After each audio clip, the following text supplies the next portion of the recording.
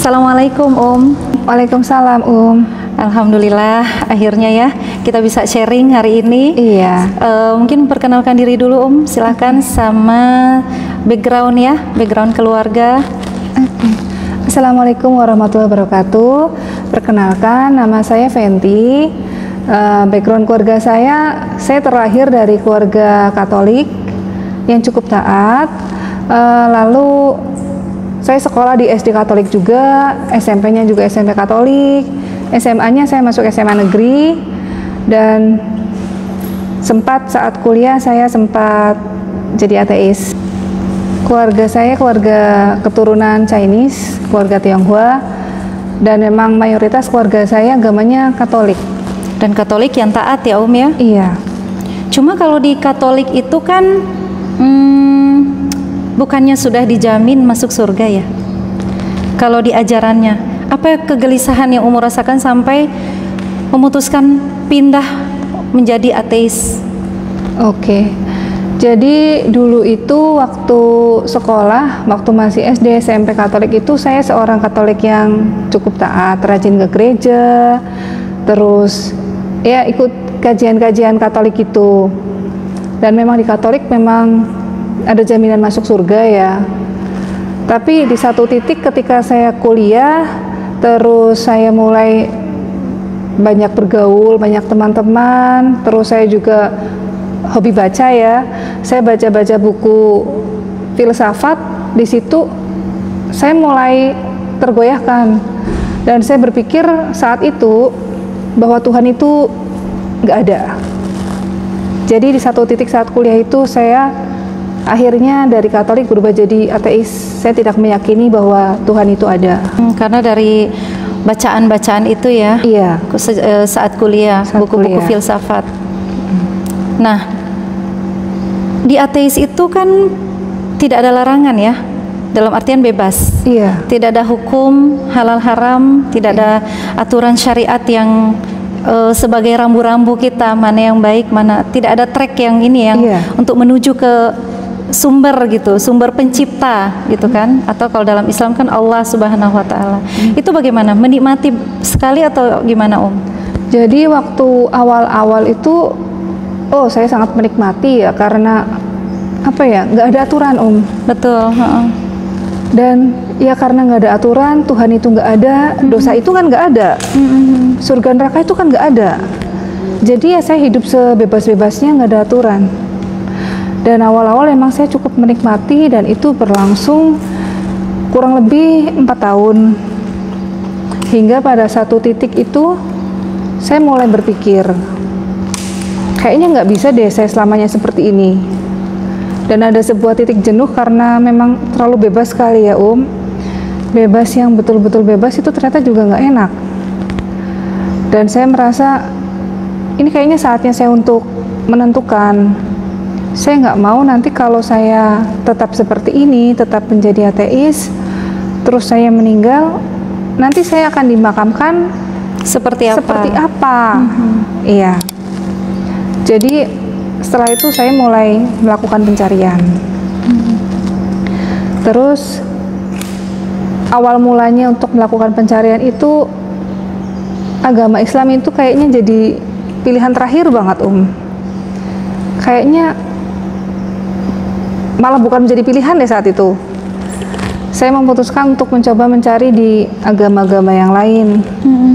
Saya ingat pas awal-awal itu saya berusaha mempelajari agama Buddha, karena ada teman saya yang agamanya Buddha. Cuma setelah saya ngobrol-ngobrol, terus saya tanya-tanya, di hati saya tuh nggak cocok. Kayaknya bukan ini yang saya cari. Terus setelah itu saya sempat kerja di Bali. Saya punya teman sekamar orang Hindu. Terus saya juga nanya-nanya kan, saya penasaran tentang agama Hindu. Ternyata sama aja, saya nggak ngerasa ada kecocokan di situ. Gitu. Jadi ketika ateis sangat menikmati, tapi saking bebasnya sampai di titik jenuh ya. Iya. Ini mau kemana nih? Mau dibawa kemana? Saya nanti ketika meninggal mau seperti apa? Cuman Umu bilang bebas tuh kebebasan seperti apa yang Umu rasakan, yang Umu lakukan? Kayak misalnya zaman kuliah ya kadang kan minta uang semesteran apa gitu ke mama. Itu kadang saya ada nakal-nakalnya Dan itu nggak ada rasa bersalah loh karena bagi saya itu ya sah-sah aja. Sah-sah aja.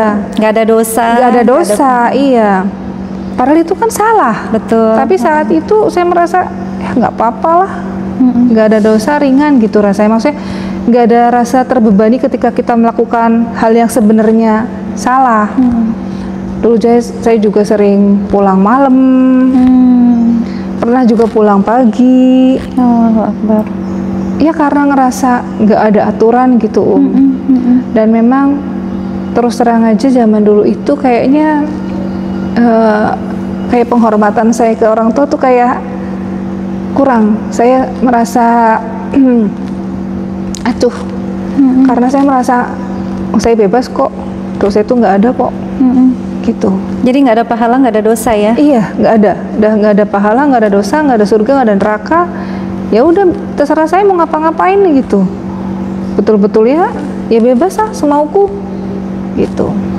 Iya, karena kalau kayak saya kan hanya mendengar aja ateis tuh, tapi apa sih yang mereka rasakan ketika menjalani meyakini mereka tuh ateis gitu, melepaskan diri dari ikatan-ikatan atau rambu-rambu. Terus sebenarnya apa sih yang mereka rasakan? Itu yang selalu ada di benak saya. Makanya ketika mengenal Umu dan pernah menjalani itu, penasaran juga sih, ternyata seperti itu ya. Iya, saya ngerasanya kayak ya misalnya ada orang yang meninggal ya, karena saya berkeyakinan saat itu bahwa surga neraka itu nggak ada, jadi orang meninggal itu ya jiwanya hilang. Jadi kayak file di komputer yang dihapus, udah ya hilang begitu aja. Di-delete gitu ya? Iya, di-delete udah, nggak ada surga, nggak ada neraka. Tidak ada kehidupan setelah kematian tuh nggak meyakini itu. Tidak meyakini itu. Gitu. Nah, saya penasaran nih ketika Umu beragama Katolik, lalu pindah ke ateis, sangat menikmati sampai di ujung di titik Umu jenuh dengan kebebasan itu sendiri. Dan Umu mulai belajar Buddha, mulai belajar Hindu, dan bahkan Islam pun nggak ada di daftar pencarian. Udah mulai pencarian nih, tapi nggak ada di daftar. Kalau bisa terakhir. Kenapa sih Apa yang ada di benak Umu saat itu tentang Islam? Karena saat itu saya berpikiran kalau Islam itu identik dengan hal yang negatif Jadi apa yang diberitakan di media sosial kan juga mendukung seperti itu. Islam itu identik dengan teroris, dengan kemiskinan, dengan kejahatan. Terus kayaknya kok enggak gitu. Bagi saya saat itu bukan pilihan saya. Dan dari selentingan-selentingan yang saya tahu dari teman-teman saya, Islam itu kayaknya kok ketat banget, kayaknya ribet saat itu. Itu termasuk yang ada dalam pikiran saya saat itu. Makanya nggak masuk list. Gitu. Ribetnya tuh seperti apa? Ribetnya yang dulu saya tahu tuh, istri aja mau pergi harus pamit suami, izin. Nggak boleh ya nggak pergi, kalau pergi dosa. Terus orang Islam kok sholatnya, ibadahnya gitu ya, ibadahnya sehari 5 kali, ribet banget sih. Dan harus pakai, yang perempuan harus pakai mukena, harus wudu dulu, tuh bagi saya itu ribet. Jadi saya pikir agama kok ribet banget. Sementara dulu di Katolik kan ke gereja kan seminggu sekali aja. Iya, makanya saya selintingan dikit-dikit dapat dari teman yang agama Islam, kan saya lihat kegiatannya sehari-hari juga kalau pas lagi main. Ribet banget sih. Dikit-dikit bentar-bentar sholat gitu. Jadi kayaknya ya selain karena pandangan negatifnya secara umum itu, agama Islam itu saat itu saya nilai ribet. Terus gimana sampai di titik agama yang justru sangat Umu hindari, agama yang Umu anggap ribet, yang bahkan kalau bisa dibilang enggak deh gitu ya, itu gimana sampai Umu mulai jatuh cinta dengan Islam? Jadi saat itu Setelah kuliah saya sempat dapat kerja di Bali. Terus yang sampai ketemu teman saya agama Hindu itu. Terus saya belajar agama Hindu dan nggak cocok ya. Saya saat itu masih bawa buku-buku filsafat saya, masih baca-baca. Dan saat itu saya ketemu sama yang sekarang jadi suami saya, Jadi beliau itu orang yang cukup apa ya, ibadahnya teratur, tutur katanya juga sopan. Terus dia penasaran saat itu, kok kamu nggak percaya Tuhan sih? Terus dia ngomong, kalau Tuhan itu nggak ada, gimana kita bisa ada sih, gitu kan? Terus beberapa pertanyaan yang cukup memancing keingintahuan saya, Dia kasih contoh aja, misalnya kayak kita manusia, kita nggak bisa memikirkan bahwa Tuhan itu seperti kita, Tuhan itu di luar jangkauan kita, tapi Tuhan itu ada. Bayangan simpelnya lah, tukang kayu bikin meja, seandai kata meja itu dikasih pikiran, apakah meja itu bisa berpikir bahwa yang bikin dia itu wujudnya sama kayak dia? Kan enggak seperti itu. Sebenarnya pertanyaan yang simpel seperti itu, tapi saat itu mulai kebuka. Iya, mulai menggugah hati saya, iya juga ya, gitu kan. Terus saya berhenti kerja di Bali, saya pergi ke Bogor. Nah, di Bogor itu prosesnya mulai berjalan. Jadi setelah di Bali, buku filsafat itu saya singkirkan semua. Saya berusaha untuk mengenal lebih jauh tentang Islam, walaupun masih ada sedikit pertentangan. Kayaknya, aduh janganlah, kayaknya jangan masuk Islam lah. Tapi sisi lain, kayaknya aku pengen tahu gitu. Mulai penasaran. Tapi dalam hati masih menolak. Iya. Dan karena memang betul ya, hidayah itu hadir buat orang yang mencari. Betul. Ketika saya melakukan pencarian, saat itu alhamdulillah Allah mulai membukakan pintu hidayah bagi saya melalui orang-orang di sekitar saya, Jadi di Bogor itu saya kerja, terus saya punya teman kos yang semuanya secara tidak sadar memang membantu proses saya menemukan jati diri saya, proses saya kembali ke fitrah, gitu, Jadi dulu itu di kos-kosan ada 5 anak termasuk saya. Terus kita sering nonton TV bareng ya, Dan di depan kos-kosan itu ada masjid. Kalau maghrib adzan gitu, teman-teman langsung membubarkan diri, Saya awal-awal kan bingung, ini kok pada bubar sih, ngapain? Kan acara TV-nya belum selesai, kita lagi nonton kuis atau nonton apa gitu kan belum selesai, kok pada bubar? Jadi setiap azan, maghrib bubar. Terus kan saya nggak enak sendiri, jadi saya matiin juga TV-nya kan. Saya masuk ke kamar, dan karena saat itu kos-kosannya sederhana sekali, Jadi kamar satu dengan kamar yang lain itu hanya terpisahkan triplek. Saya bisa dengar aktivitas di kanan kiri kamar saya. Saya dengar, oh iya, pantesan mereka masuk. Mereka ternyata sholat. Terus, oh mereka ternyata habis itu ngaji, baca Quran. Iya, baca Quran. Kanan kiri alhamdulillah aktivitasnya sama gitu. Oh ngaji, saya dengar gitu kan. Jadi karena triplek, otomatis aktivitasnya terdengar banget ya. Walaupun suaranya lirih, suara ngajinya kan lirih, tapi terdengar sekali. Oh iya, jadi ternyata mereka sholat terus ngaji. Terus pelan-pelan saya makin penasaran kan, pengen tahu lebih jauh tentang agama Islam.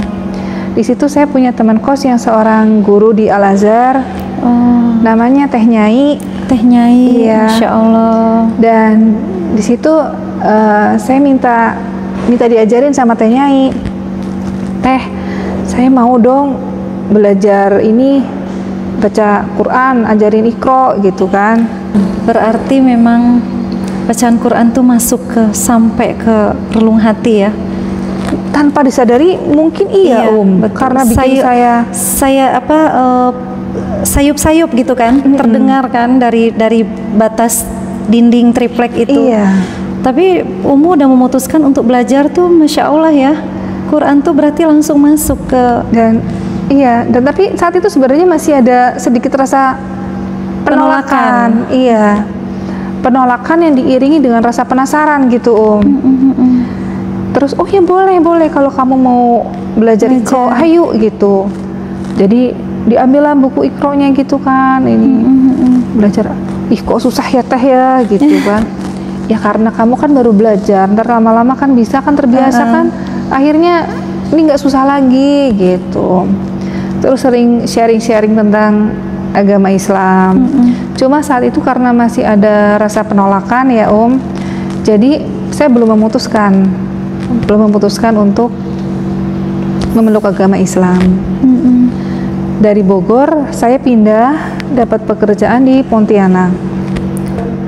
Saya tinggal di kawasan belakang masjid, terus kos-kosannya itu, ini masjidnya Masjid Agung di belakangnya. Kos-kosannya itu teman-teman memang macam-macam ya, ada yang muslim, ada yang non muslim, tapi teman dekat saya muslim. Dan rasa penasaran saya kan masih ada gitu jadi kadang saya ikut dia untuk ikut acara-acaranya dia kan gabung di ini kayak kumpulan muslimah gitu jadi muslimah kumpul, ntar sharing, ntar bahas apa, terus sholat zuhur bersama gitu. Ada kajian iya. Walaupun saat datang ke acara itu kan kadang bahasnya pakai ayat-ayat suci begitu kan, saya waktu itu nggak mudeng nggak ngerti. Cuma saya tetap duduk aja, dengerin, memperhatikan. Ketika tiba saatnya sholat zuhur, mereka sholat, saya duduk aja di pojokan ngeliatin gitu. Terus ada acara-acara, waktu itu saya kerja sebagai medical representative, jadi promosiin obat-obat ke dokter. Dan ada dokter yang saya dekat juga, terus beliau juga tahu kalau saya tertarik untuk mempelajari Islam. Jadi ketika ada acara kajian atau apa, saya diundang. Kalau mau datang aja, nggak apa-apa gitu. Saya datang. Cuma kan karena acaranya kajian Islam, saya merasa risih sendiri kalau saya nggak pakai kerudung. Jadi saat itu saya beli pasmina, bukan kerudung yang seperti ini. Pokoknya saya pikir yang penting rambut saya ketutupan. Kayaknya nggak enak ya di tempat seperti itu, saya kok beda sendiri. Jadi ya kerudungnya kerudung ala kadarnya dulu Saya hadir, terus waktu itu kayaknya bulan puasa apa ya. Jadi saat ada kajian saya dengerin. Karena campur bahasa Indonesia, campur ada ayat-ayat suci kan kadang ada yang saya nggak ngerti, tapi saya tetap aja dengerin. Terus ketika sholat jamaah ya saya lihat aja gitu nggak ngikut karena saat itu belum memutuskan. Cuma makin kesini saya makin ada ketertarikan gitu ada ketertarikan, dan saya juga mulai dari diri saya tuh tertimbul percakapan gitu ya Jadi batin saya tuh ada percakapan sendiri. Betul. Saya perang batin ya. Iya. Ini kayaknya enggak, tapi kok nyaman gitu ya. Tapi janganlah masuk Islam masa gitu. Ada perasaan seperti itu, jangan sampai masuk Islam. Tapi kok agama Islam kayaknya emang yang benar gitu. Terus akhirnya ada satu titik saya kayaknya ini harus memutuskan deh, nggak bisa lama-lama deh, nggak nunggu-nunggu nanti deh, nggak bisa gitu. Dah masuk Islam aja, belajar bisa sambil jalan. Karena memang saat itu saya juga sempat kepikiran kalau saya meninggal mau gimana.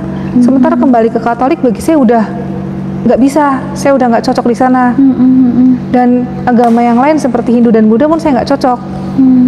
Dan Islam itu saya saat itu berpikir kayaknya ini yang tepat. Salah satunya dari Al-Quran ya Satu saya punya pikiran kayak kalau kitab suci yang lain, Alkitab Katolik di Indonesia bahasanya Indonesia, di luar negeri bahasanya kan menyesuaikan negara mereka ya masing-masing, mungkin pakai bahasa Inggris yang bahasa umum. Tapi kalau Al-Quran itu sendiri dimanapun bahasanya sama. Betul, satu bahasa gitu kan. Dan Saat itu saya baru mendengar sedikit tentang Nabi Muhammad ya, bahwa Nabi Muhammad itu kan bisa dibilang orang yang nggak sekolah, nggak bisa baca tulis. Kalau beliau yang ngarang-ngarang isi Al-Quran kok kayaknya nggak mungkin banget. Sementara bahasa di Al-Quran itu sendiri bahasa yang sangat indah ya. Betul. Mungkin kalau zaman sekarang yang bikin puisi itu nggak mungkin dibikin oleh orang yang nggak ngerti bahasa. Puisi itu harusnya dibikin oleh seorang pujangga yang ngerti bahasa. Tapi kenapa Nabi Muhammad bisa? Iya. Berarti kan memang Al-Quran itu bukan murni, bukan bikinan. Memang betul Al-Quran itu diturunkan oleh Allah kepada malaikatnya tuh melalui perantara itu Nabi Muhammad yang sahabat-sahabatnya yang menuliskan. Saat itu kan saya belum terlalu tahu tentang kisah Nabi Muhammad, cuma dengar dikit-dikit. Ya kan nggak mungkin banget gitu. Terutama tapi memangnya Al-Quran itu satu bahasa itu yang membuat saya merasa kayaknya memang ini yang benar. Dan nanti pelan-pelan sambil jalan. Jadi saat di Pontianak itu saya sempat pulang ambil cuti Natal Desember, kan biasanya sambung sama tahun baru. Saat itu saya udah membulatkan tekad saya harus masuk Islam. Masya Allah. Gimana pun caranya saya harus masuk Islam. Masalah nanti mama saya nggak setuju, keluarga saya komplain atau apapun belakangan. Saya udah dewasa, saya mau memutuskan untuk hidup saya sendiri. Akhirnya memutuskan untuk bersyahadat. Iya. Di mana itu Jadi waktu itu saya udah membulatkan tekad. Saya menghubungi teman saya waktu kuliah dulu. Saya menghubungi Ria, dia sahabat saya. Saya bilang, aku mau ke tempatmu, dia di Wonosobo. Aku mau syahadat. Ah, ya bener. Dia kaget. Ya bener. Alhamdulillah dia gitu. Dia kayaknya seneng banget itu kan. Iya bener, aku serius. Kapan? Udah saya janjian sama dia kan. Terus mamimu tahu nggak? Nggak. Udah kamu jangan ngomong-ngomong dulu, mami nggak tahu. Pokoknya aku mau ke tempatmu dulu. Jadi saya ke sana, dari Pontianak saya naik pesawat ke Jogja, dari Jogja saya naik bis sampai ke Wonosobo. Di sana saya disambut keluarganya sahabat saya, keluarga Ria itu, ya mereka senang ya, dan mereka, apalagi background saya kan, saya orang Chinese gitu dan dulunya Katolik, jadi kayaknya hal yang luar biasa bagi mereka gitu Dan di sana saya dibantu. Saat itu saya belum punya, nggak persiapan kan harus pakai baju lengan panjang apa gitu, pokoknya yang tertutup ya. Jadi saya dipinjemin semuanya Dah di sana saya bersyahadat, disaksikan sama ayahnya sahabat saya tuh. Terus habis itu baru saya pulang ke rumah, dan saat di rumah saya baru ngomong sama mama saya kan. Saya bilang, Mah, jangan kaget ya, sekarang saya udah beragama Islam. Saat saya bilang seperti itu, mama saya memang diam sebentar gitu, mungkin mencerna apa yang saya katakan. Tapi terus mama saya bilang, ya udah nggak apa-apa, itu kan sudah jadi pilihan hidup kamu. Oh ya udah. Masya Allah. Jadi saat itu memang nggak ada penolakan dari keluarga saya ya, apalagi mama saya sudah, ibaratnya saya udah terlanjur gitu kan, sudah syahadat kan, mau gimana lagi.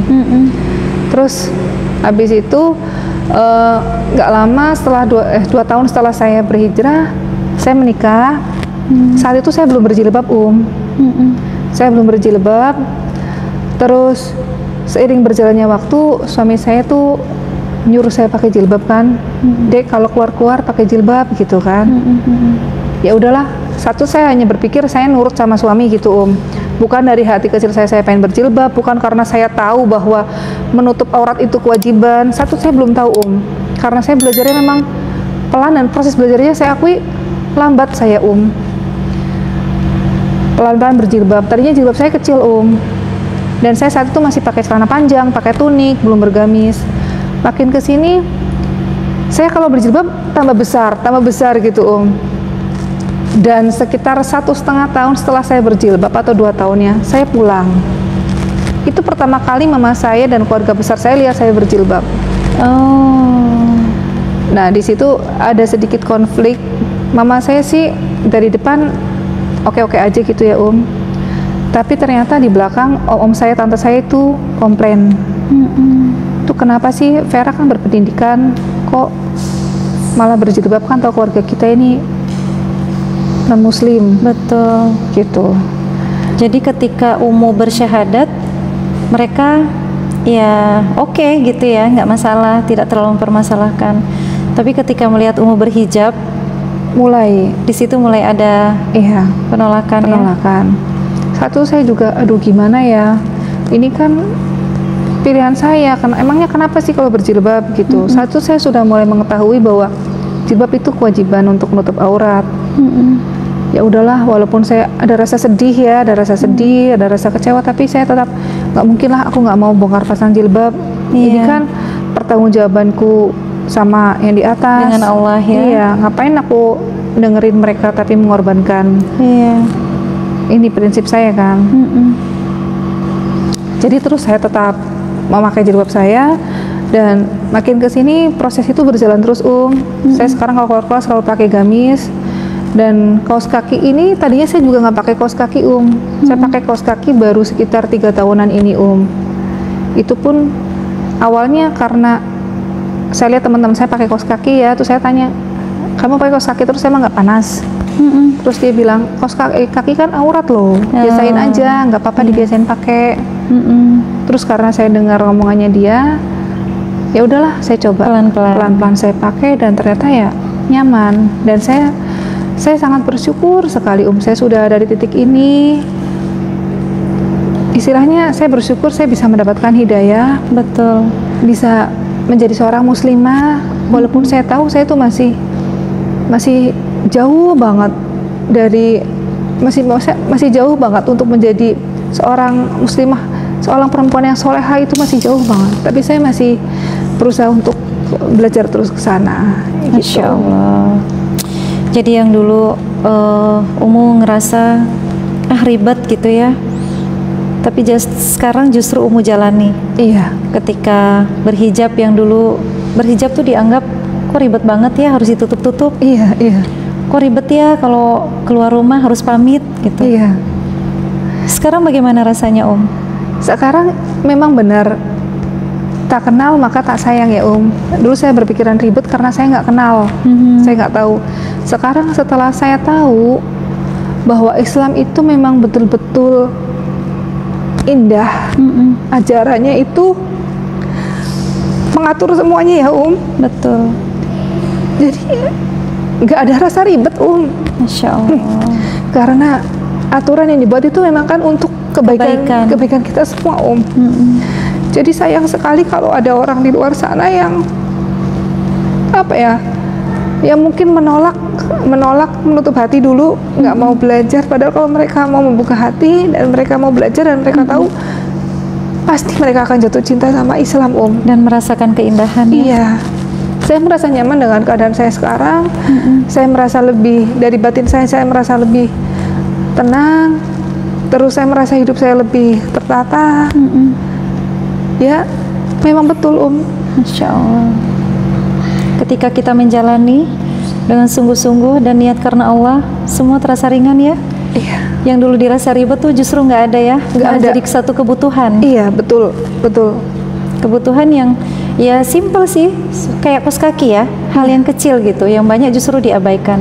Tapi ketika kita sudah membiasakan dan nggak make, itu rasanya kayak ada yang hilang. Nggak bisa, saya sama sekali nggak bisa. Iya, sekalipun yang aneh ya. Ada yang aneh.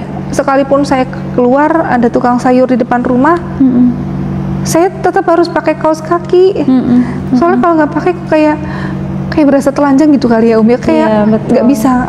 Sebegitu Allah menjaga seorang muslimah ya. Oke alhamdulillah ya, Masya Allah kalau dengar dari cerita Umu betapa perjuangan untuk mendapatkan hidayah ya. Nah, ada nggak sih orang-orang yang dalam artian berperan dalam mendapatkan hidayah itu? Kalau orang-orang yang berperan dalam memperoleh hidayah ini banyak sekali Dari yang di Bogor ada Teh Nyai tadi yang saya sebut, beliau yang ngajarin Iqra. Terus sahabat saya Ria, Fitro. Terus ada juga Mbak Eka yang di Pontianak, Ayudi. di Pontianak juga. Terus juga ada Mbak Upi, ada sahabat saya juga Dewi, teman kuliah. Banyak banyak ya. Jadi memang orang-orang itu Allah kirim ya. Iya. Itu kan kita tidak, maksudnya tidak terjadi begitu aja. Pasti ada hikmah di balik itu, kenapa Allah mempertemukan Umu dengan orang-orang seperti itu. Jadi mereka support banget. Ketika masa pencarian itu support banget mereka ya. Iya, alhamdulillah Allah mengirimkan mereka untuk saya ya ya. Jadi mereka yang membuat saya mengarah ke apa yang sekarang ada pada diri saya untuk mendapatkan hidayah. Kalau saat ini mereka sedang nonton, apa yang ingin Umu sampaikan? Saya ingin mengucapkan terima kasih yang sebesar-besarnya, karena berkat kalian semua sekarang saya sudah kembali ke fitrah saya sebagai seorang muslim. Saya memperoleh hidayah, Allah berikan hidayah, dan itu atas berkat bantuan kalian semua. Terima kasih, semoga Allah membalas dengan kebaikan yang berlipat ganda buat kalian semua. Dan terutama saya sangat berterima kasih kepada suami saya, karena dengan penuh kesabaran suami saya membimbing saya dan mendidik saya berusaha menjadi muslimah yang seperti sekarang ini karena dulu kan sebelumnya saya memang belum berhijab, dan betapa sabarnya suami saya pelan-pelan memberikan pengertian, terus memberikan pengertian itu dengan cara yang halus gitu nggak memaksakan. Ini kalau dalam Islam kan perempuan harus gini-gini, enggak. Dia nggak kayak gitu, dia pelan-pelan aja. Awalnya meminta saya berhijab. Oke, terus lama-lama dia nawarin, ayo dek belajar ngaji, ayo dek coba setor hafalan. Nggak memaksakan, tapi sebenarnya secara perlahan, secara halus suami saya itu membimbing saya terus gitu pelan-pelan membersamai saya, dan saya sungguh sangat berterima kasih kepada suami saya Mudah-mudahan Allah Subhanahu wa Ta'ala memberikan umur yang panjang, agar kami semua bisa bersama-sama hingga ke jannahnya Mudah-mudahan suami saya senantiasa sehat dan menjadi imam yang baik bagi keluarga kecil kami Insya Allah. Hidayah ini mahal ya ya. Tidak semua mendapatkan. Apa yang Umu lakukan untuk menjaga hidayah itu? Jadi hidayah ini kan sesuatu yang luar biasa ya Allah berikan pun nggak ke semua orang. Betul. Dan saya sangat beruntung sekali karena saya termasuk orang yang Allah pilih. Dan sekarang ini yang saya lakukan agar saya tetap bisa menjaga hidayah yang diberikan Allah, saya gabung dengan komunitas-komunitas yang memang mendukung ya, komunitas-komunitas Islami gitu ya ikut kajian-kajian via online. Saya juga belajar ngaji, punya teman-teman ngaji. Pokoknya saya berusaha mendekatkan dan bergabung dengan teman-teman yang memang satu visi dan misi gitu Jadi ayolah kita berlomba-lomba untuk kebaikan, berlomba-lomba untuk memperbaiki diri kita semua gitu loh diri kita sendiri masing-masing.